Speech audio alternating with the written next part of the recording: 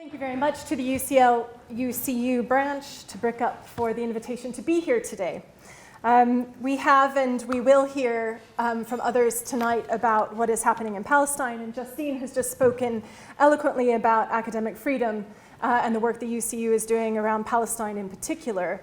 So what I'm going to do tonight is I'm going to step back to the principles.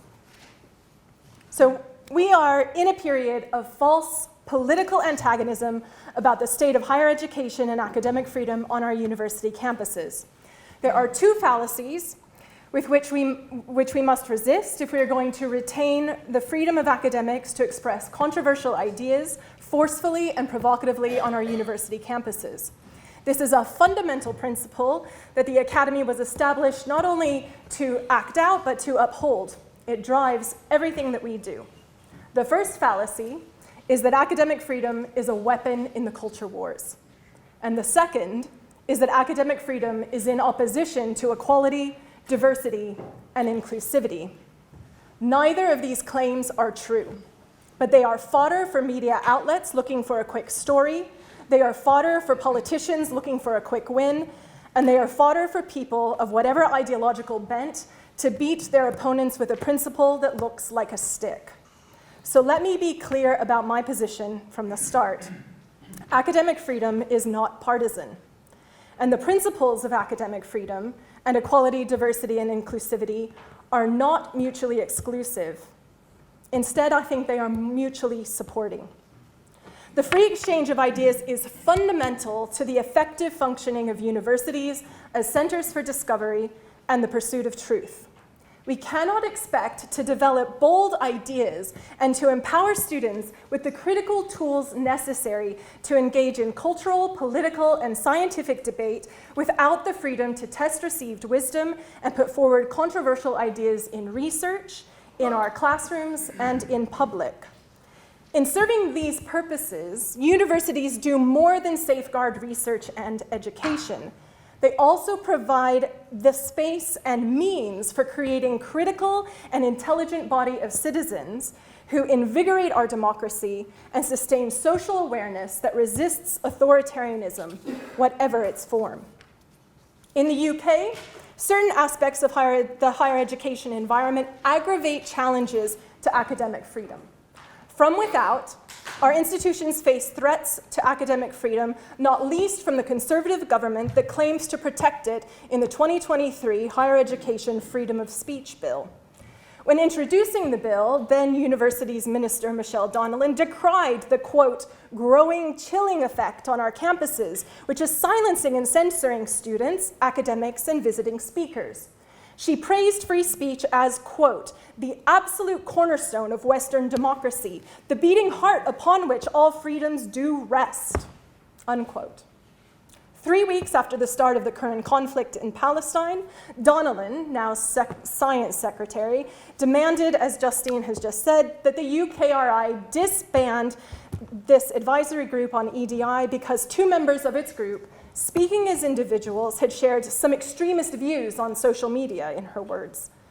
These amounted to no more than one of them calling the Home Secretary's recent crackdown on free speech in relation to Palestine disturbing, while the other condemned violence on both sides while calling the activities of Israel genocide and apartheid. This was not, of course, the first time our government has pressured higher education institutions to curtail speech, particularly speech that is critical of the state of Israel. Nor can we expect the so-called parliamentary debates, like the one that was held just 2 weeks ago, to in any way act as a model for real engagement on the issues of the day. The reality is that our political leaders stand up for these values when it serves their own narrowly defined needs, rather than our commitments to universal principles.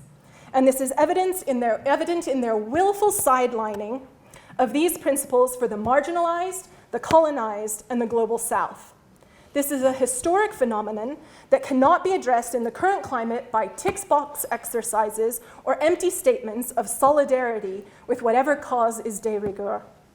Holding firm to these principles requires sustained effort in small ways and large, especially in the present moment. Similar forces are at work within our institutions. where the commitment to academic freedom and the self-governance and institutional autonomy that uphold it have been diminished by the corporatization of university leadership that sidelines academic concerns and takes a consumerist approach to students and an opportunistic approach to building global ties. In these circumstances, the imperatives to limit reputational damage and to capitulate to government pressure increasingly outweigh the fundamental principles that ground the mission of the university. So what then can we do? First, universities can create opportunities for more speech, not enforced silence, as William Brandeis said. When deeply held beliefs clash, offense usually follows. But no university leader, no vice chancellor, no senate, no academic board or council should be trusted to decide which opinions, which ideas, or which slogans should be suppressed and which should not. To accept that certain things cannot be said is to accept that certain forms of power cannot be challenged. Rather, we must endeavor collectively and individually to maintain campuses as neutral ground by ensuring that diverse voices are heard about the major issues of the day, even when we find those voices objectionable, immoral, or offensive. If we to exemplify a true commitment to equality, diversity, and inclusivity, and to academic freedom, and if we want to challenge the dominance of power, we have to choose tolerance even of the speech we hate.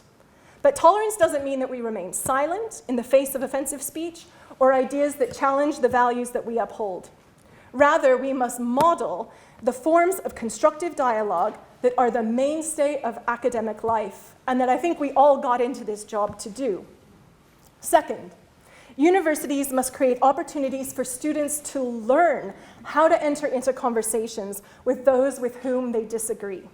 We often learn as much from our mistakes as we do from our triumphs. So that means there must be space within our institutions for students to make mistakes and to learn from them.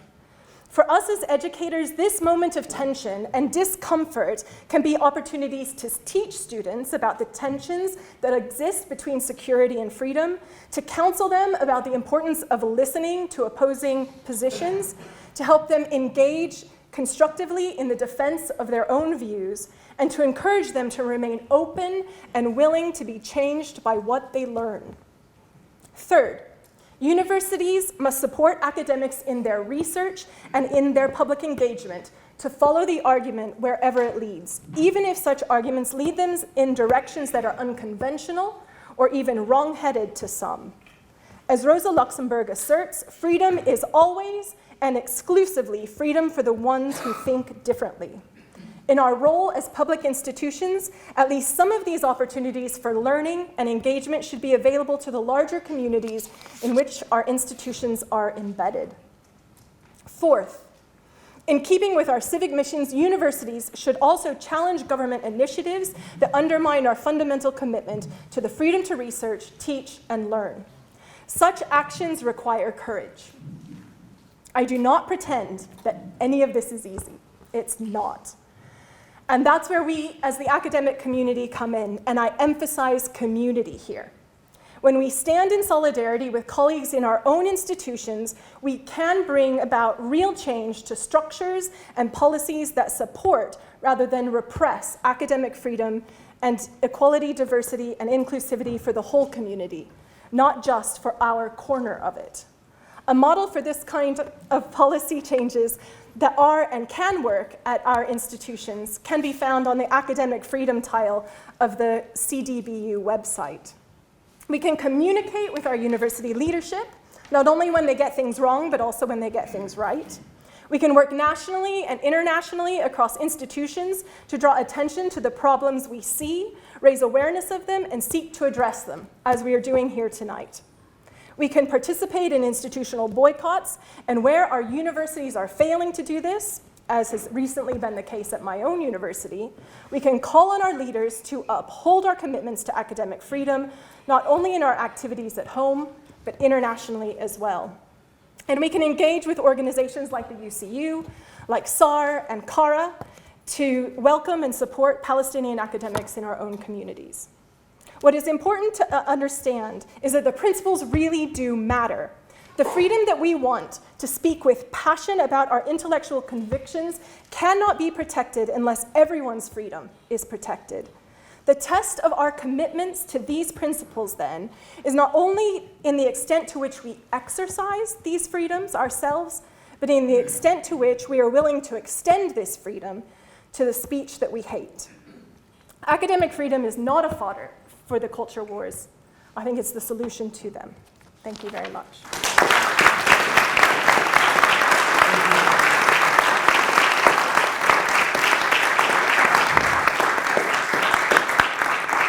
Thank you very much to Kelli for that inspiring speech. Next.